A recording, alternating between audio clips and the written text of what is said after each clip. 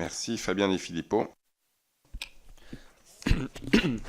Merci, Monsieur le Président. Effectivement, quand on parle aussi bien au niveau des acteurs que des agriculteurs, l'application de cette loi Egalim, mais finalement un peu comme convenu, se révèle susciter de fortes déceptions. Tout d'abord, en ce qui concerne le seuil de revente à perte. En tant qu'ancien professionnel du secteur, je vous avais alerté dès le mois de septembre-octobre 2017 sur le fait que cette mesure aurait deux effets. Augmenter le prix de vente pour les agriculteurs quand ils vont faire leurs courses et qu'ils n'enverraient pas le premier centime sur le prix de vente. Parce que le processus de construction du prix est tel, parce que les indices prix tels qu'ils sont pratiqués, les cibles pour calculer leur niveau de prix par rapport à la concurrence sont telles, c'est quelque chose qui était sûr et certain. Donc qu'avez-vous prévu pour revenir sur cette mesure qui a un double effet pervers, tant du côté des producteurs que du côté des consommateurs? Ensuite, ma collègue en a parlé, je vous avais averti aussi, sur le fait qu'il fallait absolument sortir les dates courtes de toutes les procédures de limitation des promotions qui sont pratiquées, pour la bonne et simple raison que quand ce n'est pas